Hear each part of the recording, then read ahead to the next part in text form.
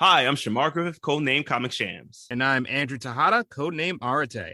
I'm a blurred with a love for artwork and comics and animation. And I'm a writer in Blurred with a love for pretty much the same things. We grew up together and spent much of our formative years watching and talking about DC superhero shows and content. In fact, we still do. Every episode, we will discuss a DC production, compare it to its original source material, and share our thoughts on the adaptation. We've enjoyed our conversations these past couple of decades, and we think you will too. This season, we're looking at 16 years of DC animated movies to see which stories are sweet and which ones are sour on yet another DC animated podcast, part of the Forgotten Entertainment family.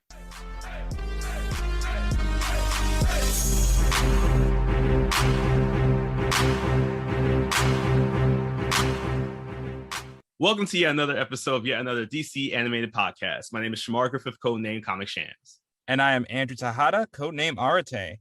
Andrew and I have known each other since 1996. Which is the year, I must remind you, Dragon Ball GT premiered in Japan. Why did you say that? Why did you say that? That's no. We don't talk about Dragon Ball GT. Come on, the no, theme we don't. Song, though. No, the theme song. We do not talk about Dragon Ball GT. It's not canon, but it still could be. No, God! Damn it! It technically still could be canon.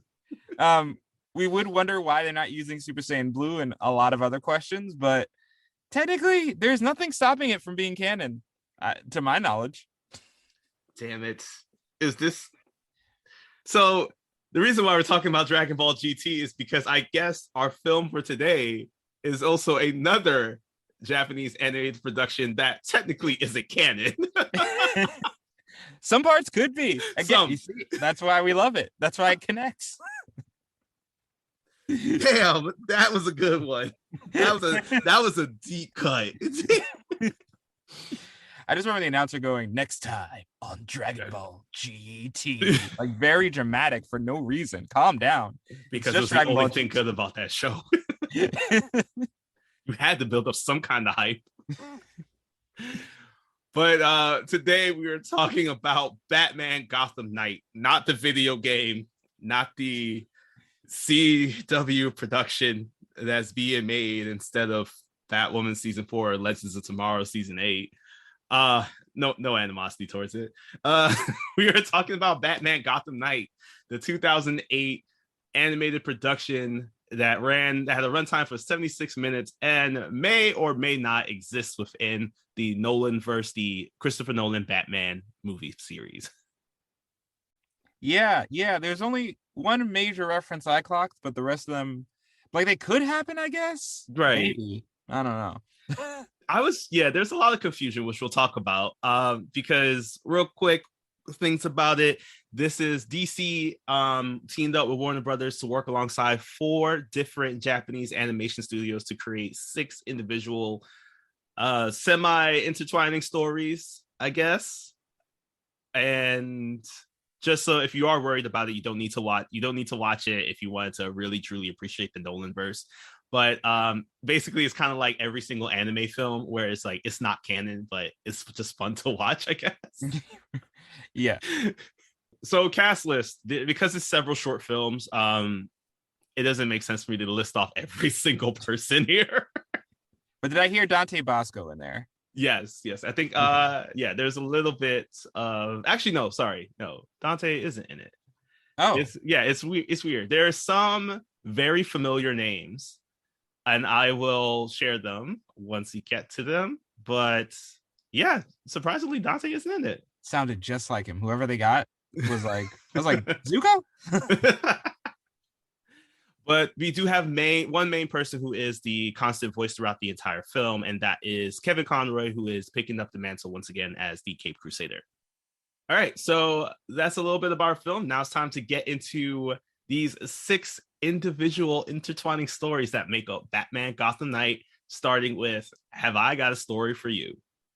So right away, it's Gotham because they have a skate park and a wind turbine, I think. I don't know where the skate park is located. It's not OSHA safe.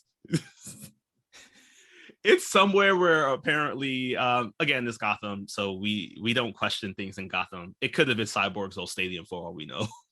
Yeah, that's what happened to it. That's just the locker room, though. So we have some kids around, and they all just want to tell their stories of their Batman encounters. And the first encounter we see, kid is skateboarding along the way. He runs into a ninja in Gotham. Pretty common stuff. But what is uncommon is the appearance of Batman. This Batman is, as they say, a living shadow who kind of like uses some like Naruto jutsu to go along the ground and rise up out of the ground. And he's just this kind of very terrifying shadow. And the design is cool as hell.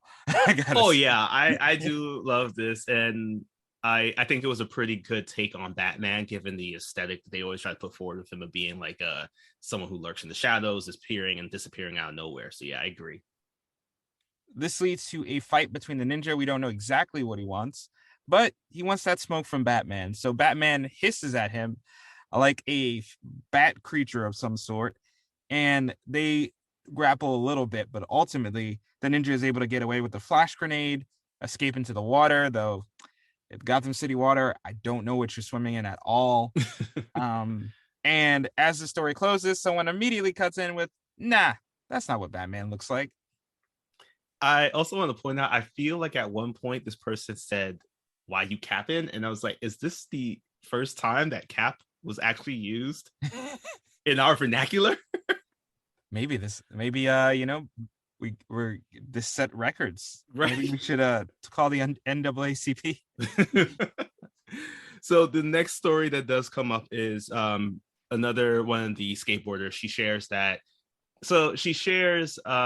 once again that she's skating down the street. She gets stopped by a cop, but at that point there is this, again, the same ninja who's flying through the air, and he's immediately getting chased by Batman, who, instead of being the living shadow that we saw before, he's now this like half man, half bat creature. And it's just a full-on aerial assault in the skies. They are just like, everything is just flying around like crazy. Everybody's like trying to run away. But this new version of Batman is like even more terrifying than his previous story. So it ends now with the Batman basically taking the jetpack that this ninja has on him, throwing it away, and the ninja ends up falling into Gotham water, which at that moment they immediately realized that maybe there's the first story and this one might be kind of intertwined in some way, shape, or form.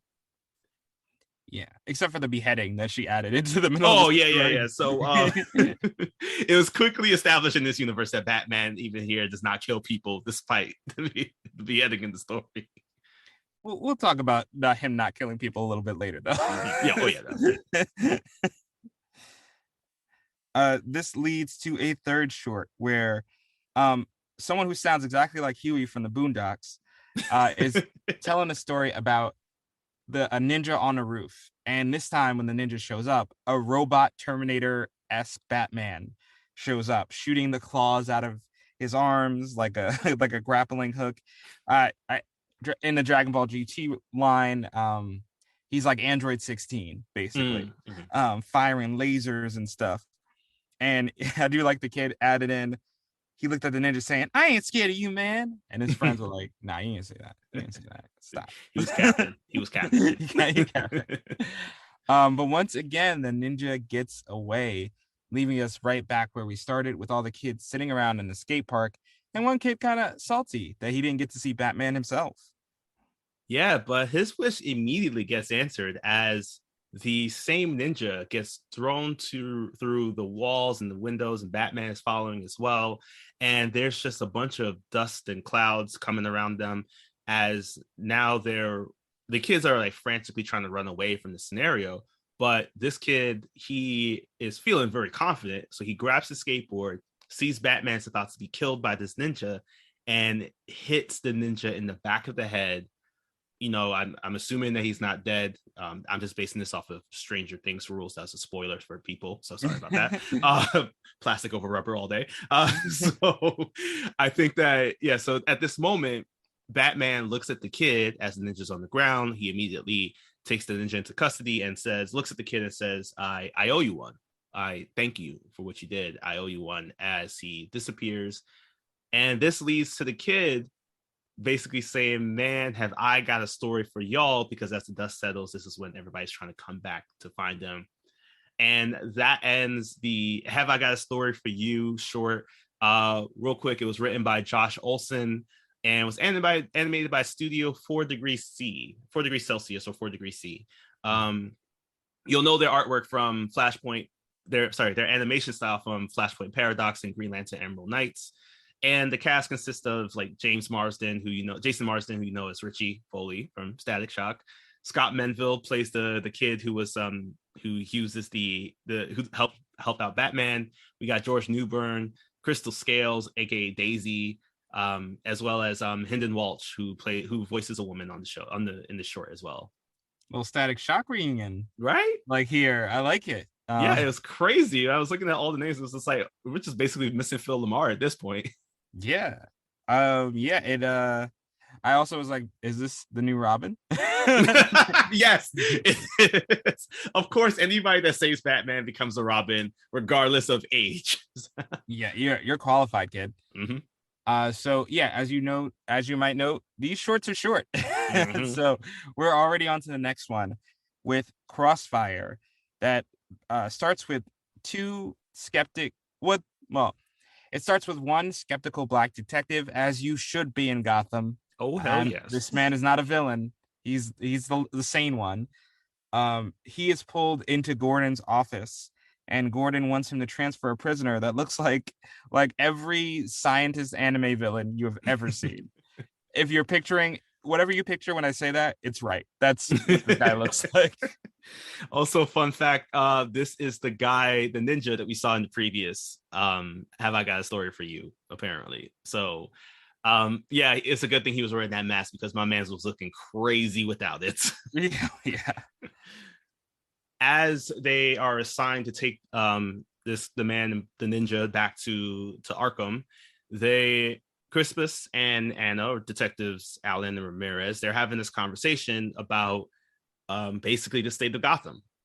Crispus, he's basically very upset that Gordon is working alongside Batman. He hates the fact that Batman is up in the lieutenant's office talking with him because he sees him as a vigilante, and we know the feelings of cops and vigilantes based off of all the superhero storytelling. But he expresses this frustration with Detective Ramirez, leading to him saying that when this is over, he's planning on leaving the MCU.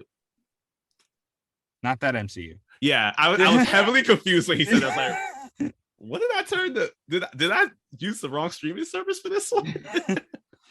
I also do love that in the middle of this very serious conversation, it randomly cuts to an epic shot of Batman just posing for no reason. And it's that typical Batman pose where it's just cape's flowing in the background, chest is out there like he just listened to Kevin Hart's comedy special, and the moonlight is in the background. So that strong Batman pose. I love it. He was working on that one.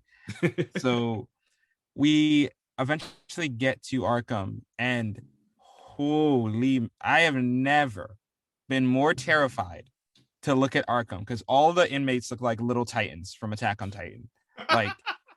These guys are absolutely the most terrifying collected group. Even the guards look like this. Mm-hmm. What is going on in Arkham? At first I was like, did we get hit by fear toxin? But no, I think this is just what Arkham looks like. Jesus Christ. So they get out of there as fast as possible, Crispus and Ramirez, and they choose to stop, unfortunately, right in the middle, literally smack dab in the middle of a gang fight. Yeah, I've heard of bad parking jobs and spots, but this is the worst of the worst. It immediately leads into a gunfight between the two gangs, one led by the Russian mob, and then the other group being Sal Maroni's gang. Maroni, we know he's been running, or at least been attempting to run Gotham this entire time, against Falcone and all that. So Sal Maroni being here makes this, to me, a true Gotham story, as everybody's just blasting each other. It's like that meme of Danny DeVito.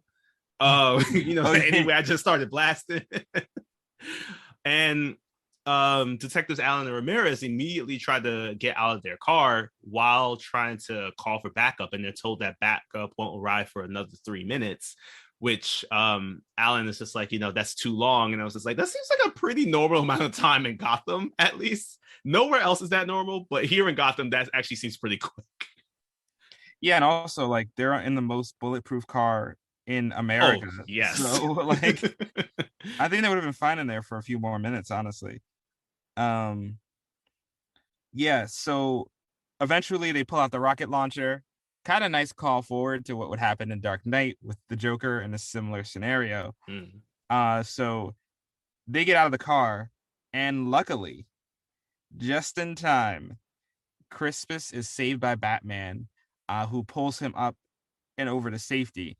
And this is where we get a crazily animated fight scene where Batman is giving everybody the business, and it's so fluid. It's so nice, so well animated, and just no one can stop him. He's a force of nature as he takes people down.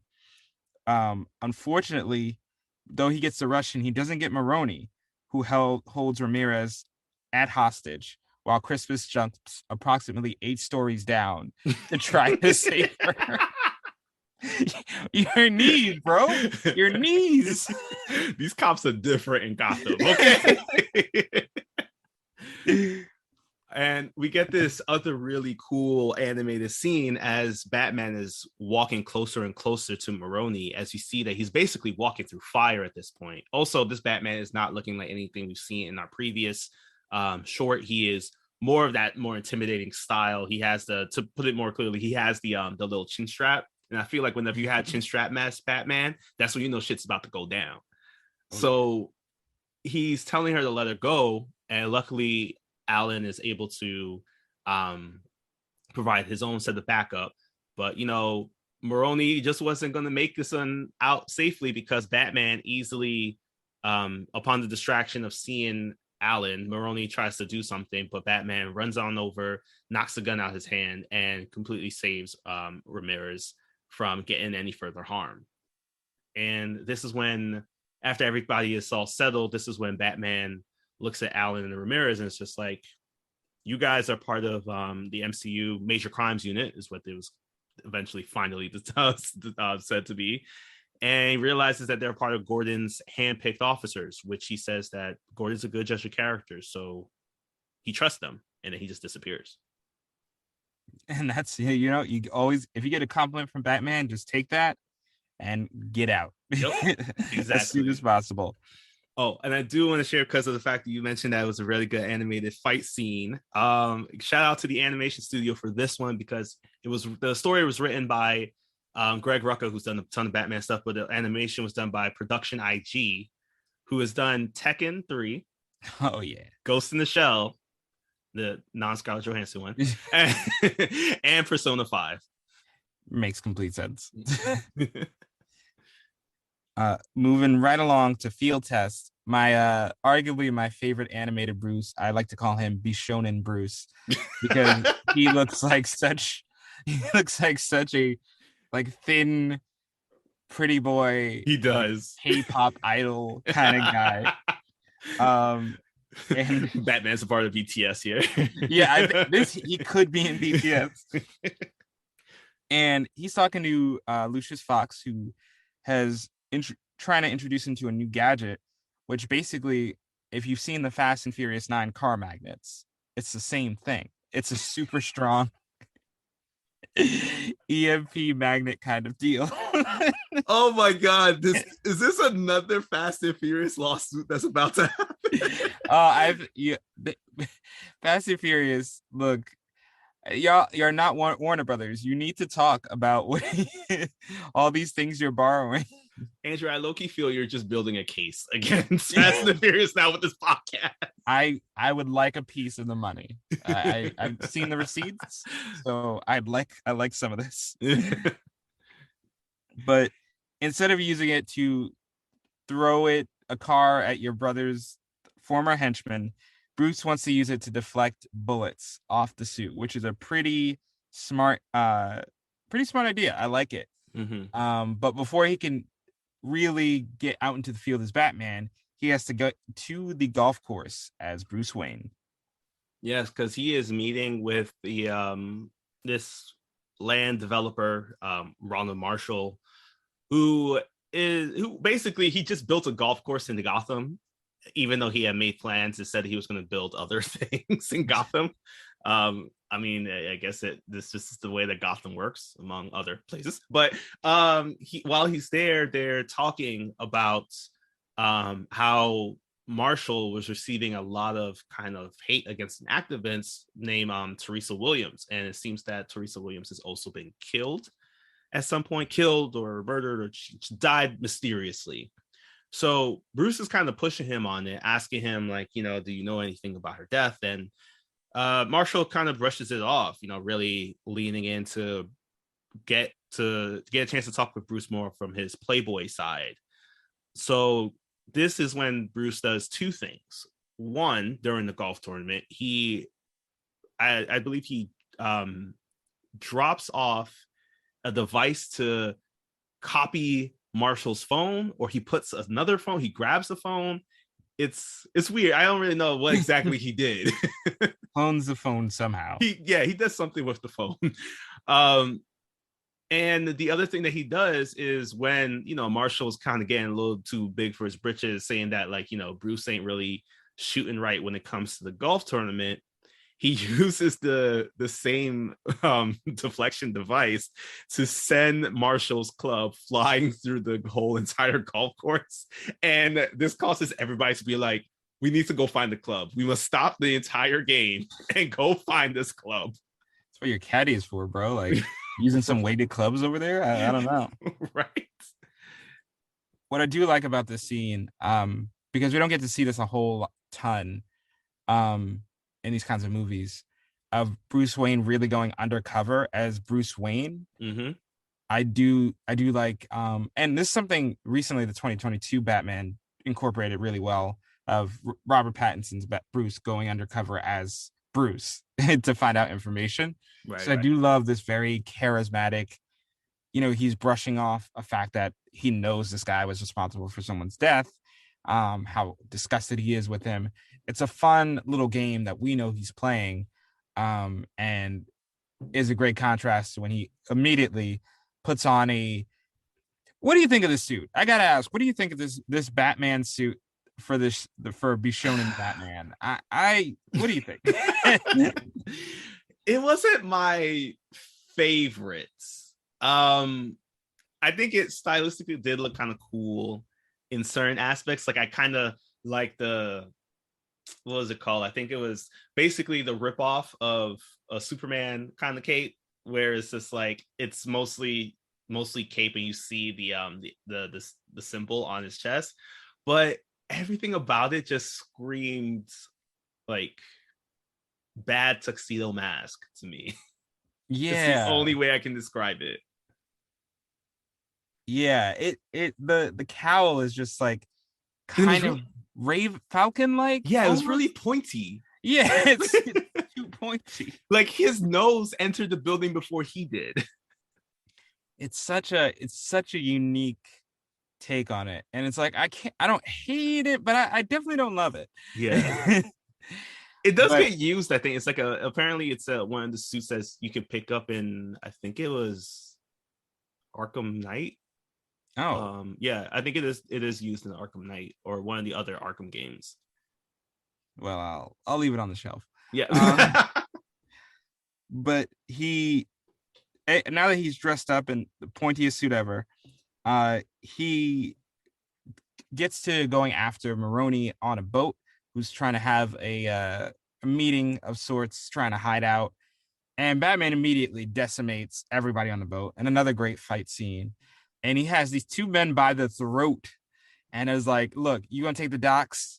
You're going to take the other side of town and until I figure out how to get both of y'all. So just play nice. Mm-hmm. Squeezing their throats. The upper body on this Batman is amazing. But unfortunately, his victory gets soured when someone tries to take a shot at him.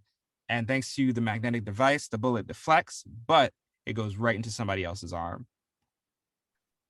This sends Batman into a tailspin almost, because he grabs the guy, puts him in the Batmobile. He's driving him over to the hospital. He's telling the EMT workers that, you know, this guy got shot and he just wants to make sure he gets the help that he needs.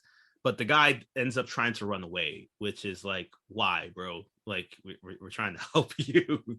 But this leads into, I think the guy basically, you know, he does collapse eventually from his injuries. And once Batman is just looking on to everything, you can see that he's a bit more solemn. So he decides to head back over to Lucius Fox and returns the device, because, and the line that he shares is that it works, but it works too well. I'm willing to put my life on the line to do what I have to do, but it has to be mine, no one else's. And I did like this scene a lot because it does show Batman's conviction to making sure that, you know, Gotham is safe. But this is also the same Batman who we just saw in Field Test basically murk somebody, or Crossfire murk somebody, Right. murk several people. I do want to also point out respect to this injured criminal, because even though he was bleeding, lost approximately half his blood, he still tried to shoot Batman while bleeding out in the Batmobile. Like, yo, your commitment is just crazy. Pay this man more. You know, like, he's doing it all for you guys. And before we move on, we do have to give credit to who was the creator of the Shonen Jump Batman here, as B Train is the animation studio responsible for this one with the writing of Jordan Goldberg. B Train, you might know their work from Metabots. Oh my God. Spider Riders. I don't know. I feel like I'm the only one that really remembers that show and that weird, like, energetic theme song that it had. As well as the I'm not too familiar with this, but the Hack franchise. There's a series of Japanese animated shows where about it's like .hack and then it's / and other computer coding that I'm not too familiar with.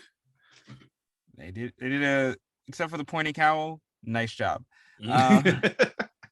Moving right along to In Darkness Dwells. It starts with some solid continuity because the two officers from before are accompanying Gordon into a church, and all the parishioners have said they've hallucinated. They think they saw a lizard man of some sort, and they don't know what to do. So Gordon goes into the sewers near the church because the cardinal was also abducted, and there's no trace of where he was above ground. So they go underground, and Batman just hangs from the ceiling like he always practices doing. the blood going to your head, bro. Right. And he acknowledges that this is obviously has to be the work of Scarecrow, who in the connection of the Dark Knight has been at large since the events of the Dark Knight, where he was we last saw him get tasered and get lost in a dust of fear toxin. Yeah, I do appreciate that they finally made this connection to the how Scarecrow's story was between, like, what was it, Batman Begins and Dark Knight. And then the other part of it too is that this is the most, I feel, Batman Dark Knight suit that we get in this entire series. I think that this one actually had the cowl looked a lot like that randomly rounded face of Christian Bale's bat cowl. And then also the rest of the suit and design was very much in that like tactile wear that we see in that universe. So it's just like, if you were unsure if it was connected to the universe in any way, shape, or form, this kind of like confirms it a little bit, which it did for me. So now that they've figured out that Scarecrow is up to no good, Batman and Gordon have this conversation, and Batman gives Gordon a was it like an earpiece to stay in communication with them, but makes it very clear that this is only to communicate him. If you try to figure out who I am or find out where the signal is coming from, apparently it has been encrypted quadruple hydro something times. That is just science terms that Batman is just making up at this point, I feel. But he decides to trust Gordon a little bit by giving him an opportunity to communicate with him, as the two of them are in communication still. Batman can go through the sewer to find Killer Croc, who is more than just an urban legend at this point. Yeah, and I do like on the way this philosophical conversation he has with these people living underground, Mm. where they go like, "Hey, Bat, you're supposed to be in the sky. Why are you underground? You break your wings." And they do point him in the right direction, but they also ask him, "Hey, when you fly in, what does the city look like?" And he goes, "It looks dirty." I'm like, "Yo, snaps, Batman! This Mhm. is some poetry here." But he wishes soon that he was above ground because he gets deeper into the sewers. And finally, if you've listened before, I've been waiting for this for so long. When Batman is dealing with Scarecrow, he puts on a damn ventilator over his face. Yes. Finally. Damn it. I've been waiting for you, man. I've been waiting for you to do this. Finally. This immediately puts it at a 10 for 10 for you. I can tell. Yeah, automatically. I love it. Um, and this is this is a great buildup because as he's going around and searching, he's put on the ventilator, he's seeing all these coffins. And Gordon is reaching out to him saying, there's a guy named Waylon Jones. He has a skin condition. He filed down his teeth to sharp points. He's 8 feet tall. He's attacking people. And he was treated by Jonathan Crane for fear of bats. Mm. And as soon as he says that, Killer Croc emerges, throwing bodies, literal coffins of bodies, at Batman to start this fight. It is wild. And as another thing that I love about this scene too is that it's smooth transition and animation in the fighting. So there's at one point, unfortunately, when Batman gets bit by Killer Croc, and from times before we've seen Batman completely brush this off, but this time around it seems to be affecting him in some way. And Gordon's talking to him, asking, "It's like, what's going on? What are you seeing?" And this is when Batman reveals that Killer Croc apparently has the fear toxin just like flowing through his body and blood, and that his bite has basically transferred the fear toxin into Batman. So Batman is fighting Killer Croc while just seeing the most crazy shit. So now Batman does end up defeating Killer Croc, fortunately, but because of the bite, it's like causing him to become more and more susceptible to just seeing things as he's just traveling through the sewers, talking to Gordon. And I do love the scene because even though Batman is tripping balls at this point, he's still conscious about what's going on as he's heading over to the area where Scarecrow is holding the Cardinal alongside his death cult. I want to say. Yeah, I think he has a little death cult going Yeah. on. And I also want to point out during the Gordon conversation, Gordon asks while he's struggling with Killer Croc, "Are you in pain?" Batman goes, "I worked through pain." Batman. All right, man. Throwing out those bars today. But he does get to Scarecrow and the Death Cult. And I love his entrance too, because he waits till Scarecrow's like right about to, take out the Cardinal, because he's like, "The Cardinal, you saving too many people, and now I don't have anybody for my cult. I can't allow that anymore." So Scarecrow goes, can anybody speak for this holy man? And Batman goes, "I can." And this is when you get just another crazy fight scene. Everybody's coming at Batman, this whole entire death cult. And this is when Batman's able to at least like pull the Cardinal away and sees that they're underneath like this window of methane gas. So he decides to create an explosion that destroys like basically several water pipes, flooding the area. And this gives the Cardinal and him a chance to escape, leaving we're thinking that Scarecrow probably died at this point, but he does make it out long enough for him to get captured by Gordon in a helicopter. Yeah, some of those people definitely died. Yeah, definitely. If this is canon to the Dark Knight trilogy, of course, Scarecrow survives, but they ain't no way all of them got out of that flood. This wasn't a "I don't have to save you" situation, Batman. You willfully killed these people. Probably that's why in the sobering ending, Batman does not go with Gordon, even though he is injured, even though he is hurt and losing blood. At some point, he's either been stabbed or shot at this point. he decides, nah, I can't go with you. I need to keep going on this mission. And he heads back into the sewers for Working Through Pain, the next short. Yep. And before we move on, just going to share that In Darkness Dwells was animated by Madhouse. So the story that was written by David S. Goyer got Madhouse to animate it. And you will remember their work from One Punch Man, Death Note, Cardcaptor Sakura, or Sakura, whichever you prefer, and Hunter Hunter. And oh, Hunter, why would you open that wound? It's coming back, right? It's coming back. You know, when I guess if I guess we ever fix his back, I guess.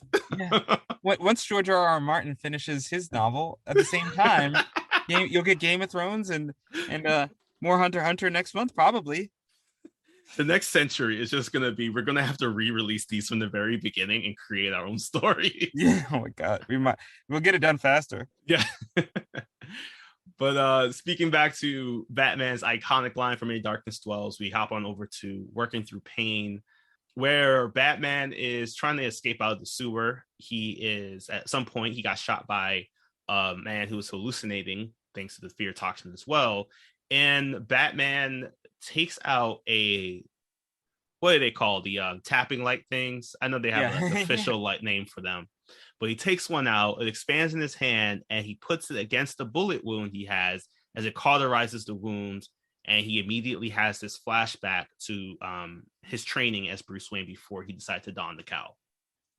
Yeah, and he is taking part in the most graphic surgery I think I've ever seen in a Batman movie. This guy is like cut open, and is there no anesthesia where they're at? Like, I was wondering that too, and I was just like, I guess it's wartime and they just ran out, but damn. Yeah, give my man like a drink or something. Right? They have this man cut open. Somebody punch him in the face at least, knock him out. Yeah, so there, obviously there's this theme already established of how you deal with pain and like how, you work through it. And we cut back to the present briefly, where Batman is trying to climb out of the sewers with his injuries, but he slips and falls approximately, I'd say 100 stories back through. Not only does he fall down to the floor, but he falls through the floor and even deeper into the sewers. And this prompts another flashback of him observing a snake fighting a mongoose. Yeah, I guess it's because a chicken fight was not legal to put on right at right that point. Much I more would assume so. Right, yeah. So as he's watching this, he gets approached by this guy who tells him that there's I guess it's the spiritual guru who doesn't want to train Bruce, despite Bruce saying that, hey, I got the money to do this, I got the time. Like, why doesn't he want to train me? And he shares that it's because he can tell that Bruce is trying to learn for the wrong reasons. So he does share, though, that there is somebody who is willing to teach him. It's this woman named Cassandra, who he decides to go meet up with. And this is where we get a chance to meet somebody who we learn has found a way to deal with her pain to the point where it looks like she's not even experiencing anything upon getting hurt. Yeah, and I do love, because I do love everything with Cassandra, but I do love when we briefly cut back to the present. Alfred, Batman's like, I need some blood, Alfred. I lost a lot of blood. And Alfred's like, yeah, I'll bring you some. Very casual. He just has some blood in the back. And back in the flashback, we see Cassandra standing on some just hot coals, and she's in clearly no pain. And I love this line because Bruce goes, does the pain, you don't feel the pain, but does it scar? And she goes, what pain doesn't? Damn. Damn.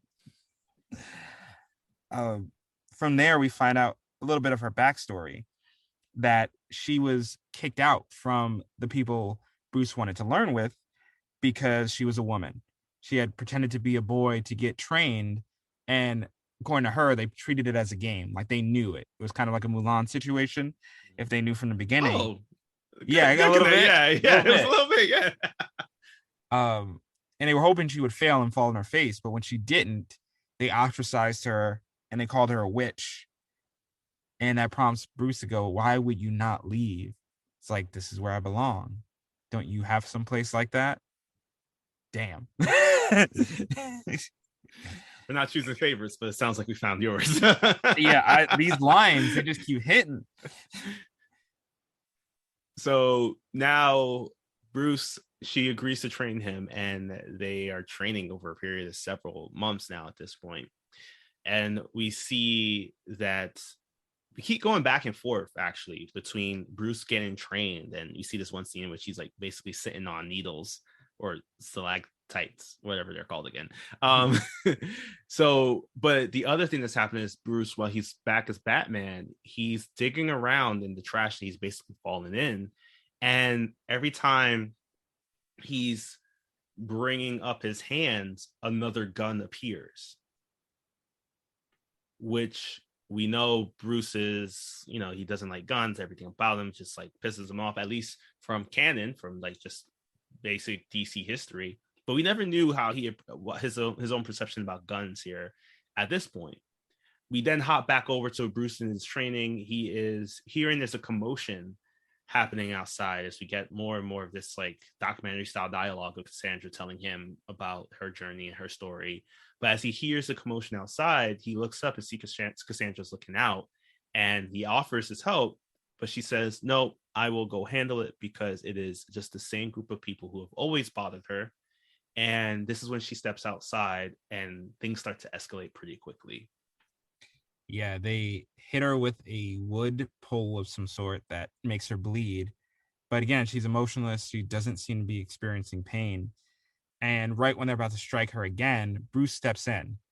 And he has clearly advanced because he's able to take a wood bat to the face, let it just crack on his whole face without flinching. And he's just willing to stand still until they pull out the knives. So, it's pretty fair. When you pull out knives, you bring knives to like a wood stick fight. A wood stick fight. That's just not fair anymore. So Bruce, even though he started taking hits, he starts fighting. And although he takes out every single one of them brutally, it's glorious. Cassandra, it does not like this. She walks away from him, brings him his bag, and says that your pain is leading you down a path that you desire. Mm-hmm. And there's no point in her teaching him anything else because he's learned what he needed to. And Bruce accepts, yep, that's exactly what I did. And he leaves. So we now have back over to the present where Batman is still in that gutter. He's pulling up more and more guns.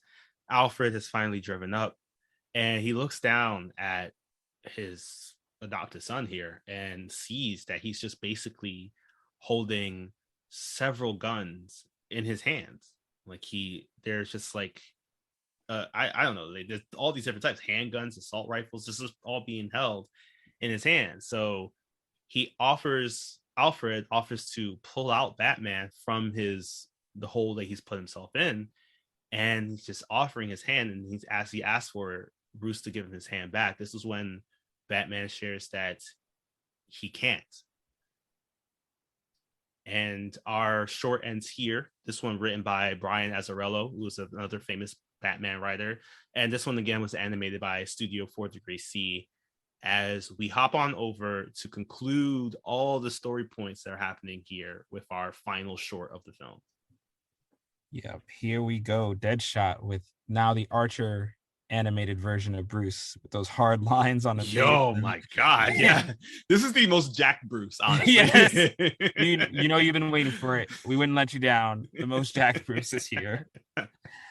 And he has a bag full of guns, seemingly the same guns from the previous short.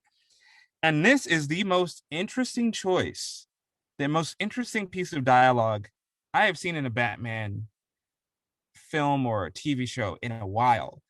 Because when Alfred's like, let's hand the guns over to the police. And he's like, yeah, sure. And he goes, I understand why people dig guns. It gives you the power to change lives, history, the power of God. And I have never heard Bruce praise a gun before in any positive manner or even acknowledge why people like them. So I thought this was such a fascinating choice to include. Yeah, it's very synonymous with a lot of the early stages of Batman and Bruce that we've read before in comics. With trying to remember which one it was. But there was that issue of Batman Year 2 where he was facing off against the being called the Reaper. We also talked about the animated adaptation of that story, but in that the main focus was Bruce dealing with the use of a gun. This makes sense to me because of the fact that Bruce in those early stages was trying to figure out like how does he dispense justice. Like he reached a point where it was like in his training he could surpass the power of a gun, but at the same time it still had this hold on him because of the fact that it was just like, as we saw him working through the pain, the feelings he had about how it took away his parents, it changed his life, it changed his trajectory into being who he is now. So when you have that, even though he hates them maybe with a passion, like a deep-hearted passion, he still has to in a way acknowledge in that early point, is this the path I go down because I recognize how powerful this weapon is. And we'll see later on like how that mindset does change, but I think it's a good addition to add this in to a Batman who, if we're still talking about the Nolan verse, was still struggling with the use of guns, because remembering from Batman Begins, he does pull a gun when he wants to go kill, I believe it was Joe Chill, when he was with, what's her name again? Katie Rachel? Holmes? Rachel, yes. Rachel! He's in the car before he leaves. He wants to pull a gun to go kill Joe Chill, but at the same time, that's when he hadn't been trained up. Now that he's trained up, he's never seen a gun since then, possibly. So now it's like, I can see the power behind it because I myself have trained to become a weapon of some sort. So I can see why there's still that, this was a good scene to add, and I loved it because it's some of the best dialogue I felt in this film in general, to just have that moment of, I'm going to acknowledge the power of the object that's taken so many things away from me. Mm-hmm. And it's also a nice contrast to our titular villain, Deadshot, this year. And as usual, he's killing people through champagne glasses from millions of miles away, labeling his name on the bullets. Oh my gosh. I mean, he had monogram bullets. Like, that is insulting. Got him done at like those penny places where you like put a penny in and like engrave. That's where he engraves all his bullets. It's like, instead of a double piece, I'm just going to put my initials. Oh yeah, that's his double piece. And we also find out he has a superpower to kill bees with anything, like a cocktail napkin. It doesn't matter. And we find out that he has been seemingly assigned to kill Jim Gordon in Gotham. So I love Gotham City, this version of Gotham City, because they give Jim a helmet. He's got like 50 detectives surrounding him, including Crispus, who has seemingly been promoted in the intervening years, intervening shorts. And Gordon's taking no chances. He's wearing a helmet to the car. He's in a bulletproof car, and he is waiting for Deadshot to come. And even though Crispus is like, yo, put that helmet on, Gordon wants to keep it off. So it's up to Batman to save him from getting headshotted by Deadshot. So I love that scene too, because it's like you also saw that Gordon can actually run with a little bit of speed despite how old he looked. So we find out that the person who put the hit on Gordon was the Russian, the same guy we've been dealing with since like basically the second short. And this guy, Deadshot, he is on the bridge on a separate train of a train that's passing by. He's using the trains in order to disguise his himself so he doesn't get targeted. And just when he pulls the trigger and the bullet is heading its way towards Gordon's head, Batman throws a batarang, causing it to deflect it, and this leads to Batman using the grapple hook to swing back onto the train. And this is where we get the big reveal that Gordon really wasn't the target all along. Yeah, in a nice game of chess, Deadshot was always hired to get Batman. But knowing and making public that he's going after Gordon, he knew Batman would naturally come out of hiding. So this leads to their confrontation on top of a moving train. Again, gorgeous animation. We even see Alfred sweating in the Batcave, which I thought was a really nice little detail. And at some point in the battle, you know, they're close range, and Deadshot goes, "What are you gonna do against my bullets?" And Batman's like, "I'm gonna throw these hands," and just rushes him. In the history of times that people have rushed things, I think this is now second to Ash trying to run a fade on Mewtwo. Like, even Deadshot calls this out. It's just like, at a certain point, no armor is bulletproof if you get close enough. He does end up getting a shot on Batman, and it does go through his arm. So as Batman ends up falling off the train, he's using his other arm to hold on for dear life, as Deadshot inches closer and closer to finally shoot and kill the Batman, gloating the entire time. But it is before he can even pull his gun for the final shot. This is when Batman, using his tactics and tricks and theatrics, disappears and reappears in front of Deadshot's eyes. And after knocking off his helmet, which I thought he was going to behead him for a second. Oh my God, I thought he died, honestly. He sticks Deadshot's head out in between the moving train. And after he gets the information he needs to implicate who Deadshot's working for and everything, Batman uses the One Punch Man regular standard punch, which hits with the force of a meteor, and knocks Deadshot so hard that this man dents the metal. Damn. Needless to say, Deadshot's knocked out. yeah, knocked out. He didn't die somehow. Sure. Yep. No, he's definitely not dead from head trauma. So now we see a news report going on. Batman finding out from, this is a callback from field tests.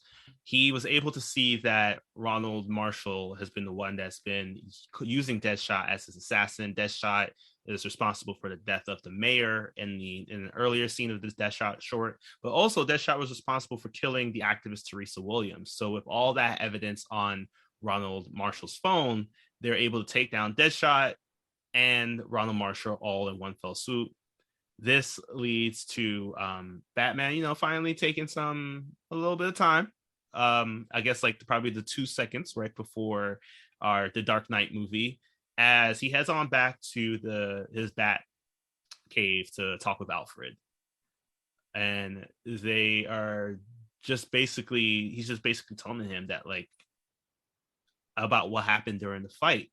Even at one scene we saw where 2 bullets was coming at Batman, he references that to how the night of his parents' murder, that he's been trying to stop 2 bullets his entire life.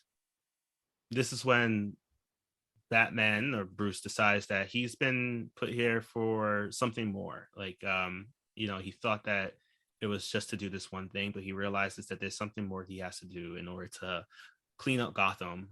As our film ends with Bruce looking up at the sky and seeing the bat signal, a smile on his face, knowing that he's made the right decision.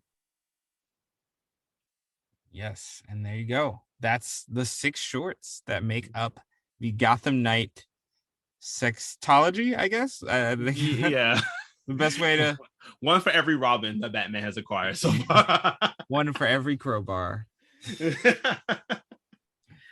All right, so that was our film. And before we get into our full score, here's a quick word from one of our Forgotten Entertainment podcast family members, and they're going to share with you a podcast that you should be listening to the next time you're not listening to us.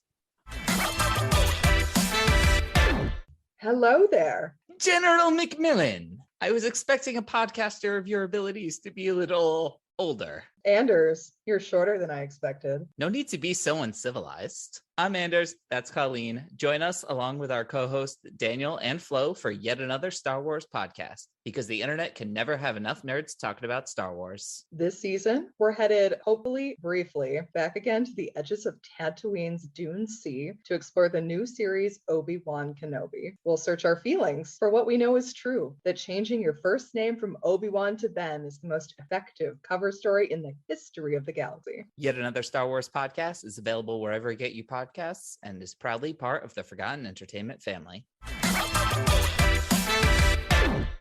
Now that we have talked about our 2008 film of Gotham Knights, the film that is not canon but does take place, it seems, within the Nolan-verse, Dark Knight verse, does this 2008 film get a sweet or sour from you? This is a tough choice because it is so out of the box from what you're usually expecting from a film like this. It's not a singular cohesive mystery or a narrative. Mm-hmm. It goes up and down. Everything is of differing quality.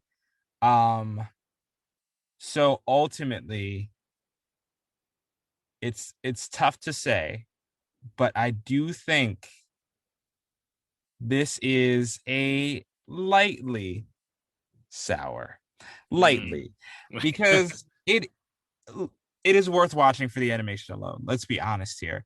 The animation is gorgeous. The animators did their job, and shorts like, I mean, obviously Working Through Pain is a good one. I loved In Darkness Dwells with the Scarecrow confrontation. I think those are both great.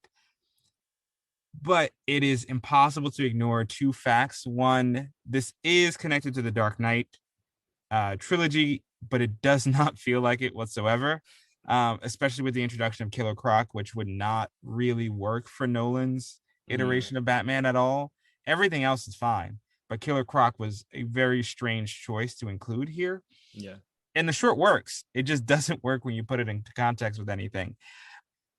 Not that there are any particularly bad shorts in the bunch. They're just, they're there. They're fun. They're great. But that's all they really do, most of them. And the other big elephant in the room is that there are approximately 5 million Batman movies to watch out there. So do you need to watch the loose interquel between Batman Begins and Dark Knight when you have all these other ones out here?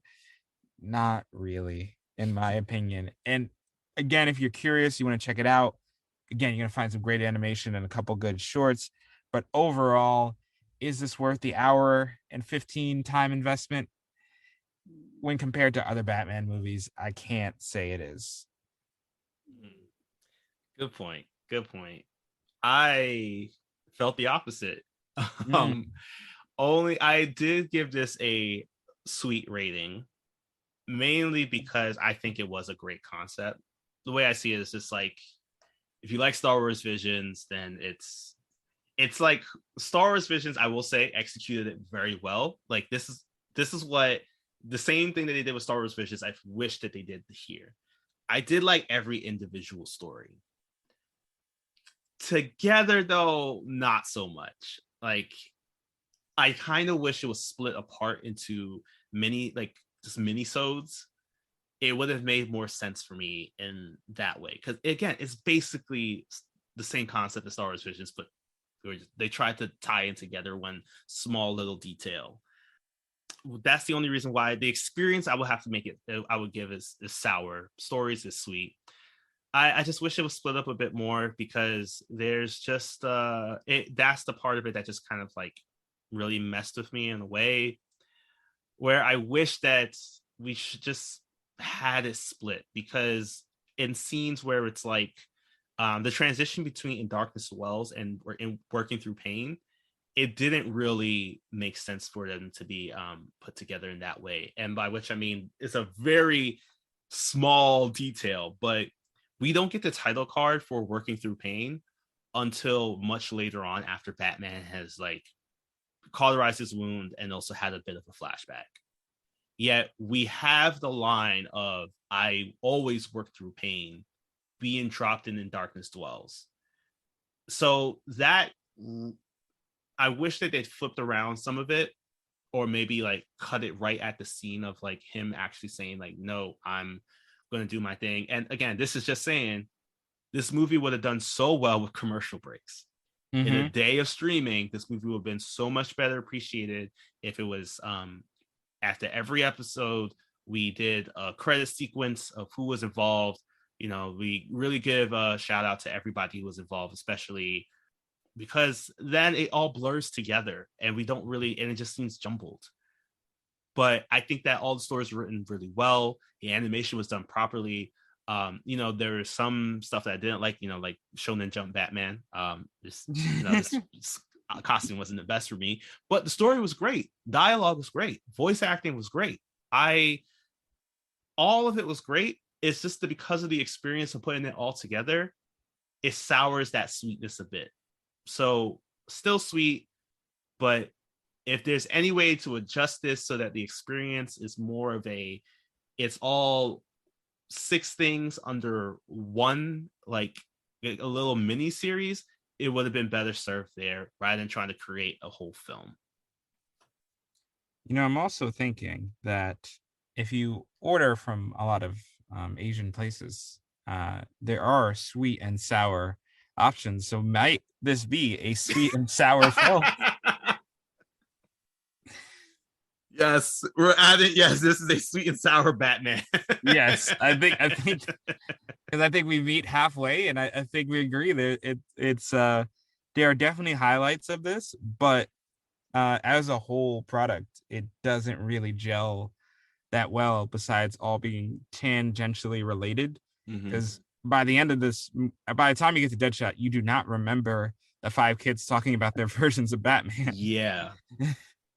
Which I wish that they focused the story a bit more, like maybe if it was the anthology was the kids sharing their own stories about Batman, which is I know that people are going to say that like this is something we've already seen, but if it ain't broke, why just do it. Like we've seen this. Josh Olson, who wrote the first one of The Man I Got a Story for You, even admits that he low-key ripped the idea from that episode of the new Batman Adventures, where the kids are talking about all the different stories of Batman, which is also pulled from the Frank Robbins story from Batman number 250 in 1973.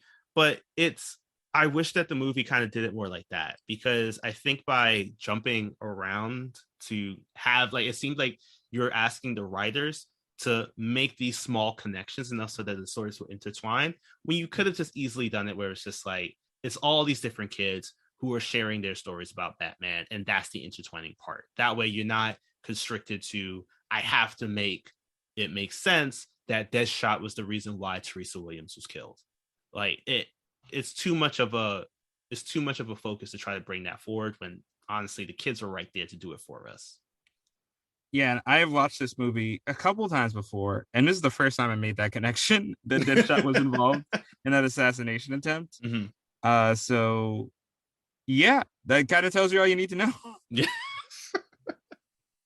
All right, well, that is it for the film and the sweet and sour rating, which we've now determined that Batman Gotham Knight is sweet and sour. I got no comic book knowledge for you for this one, except for what I just dropped about how the first short is basically a redone version of the famous Frank Robbins story of the Batman that nobody knows, which is a great story because I do like when we have these urban legend Batman stories being told by different people, because it is kind of a cool concept to just, because this is where you get like true natural storytelling, at least for me.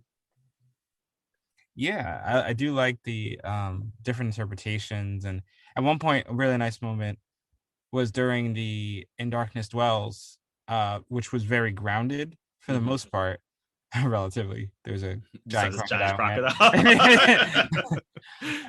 There's a point where Batman dives into the sewers, and from Jim's perspective, it looks like he became one of the shadow bat creature. And you could say that's fear toxin, but it also could just be how Jim sees Batman, as sometimes this otherworldly creature. So I think it was little touches like that that makes it worth checking out if you're really interested and curious about what this is. Those little attention to detail about the perception of who Batman is as a character. Now, if they put some contrast where you get some worshipers who are too far for Batman, something like that, maybe that'd be my arte alteration. Mm. Instead of, not to subtract or add any shorts, but if there was an aspect of Deadshot, for example, that had some hero worship of Batman, that might have given it a little extra layer and context. Besides, guns are cool, Yeah. So yeah, some contrast, some of different. You already had that idea that people see Batman differently, so why not go further with that? Mm-hmm. So, since I don't really have any comic book knowledge to share, I did have a good question. Well, personally, I thought it was a great question for myself. But I was wondering, because this is a new style that we've never really seen before in the DC animation storytelling. In the previous stuff, we've talked about films that had one linear plot line. We've done shows where it's they do tell that story probably over a period of the season, but a lot of it's more of like kind of like that monster of the week kind of style. However, with recent times, we've been seeing a lot of shift from superhero storytelling from big cinematic movies where if you don't buy your tickets to them, then you're going to have to just block your social media for a couple weeks, to now all these superhero shows are being created on different streaming platforms for shorter storytelling, but more intense storytelling. So I was wondering that as we see more of these like superhero shows being created alongside films, where do you see superhero storytelling really growing for our future? I think that really TV, especially, we're really breaking into live action TV and seeing a revolution there, because I think animation has been at the forefront of superhero storytelling on TV for decades. It's, Teen Titans, it's your static, it's your animated series for Batman and Superman.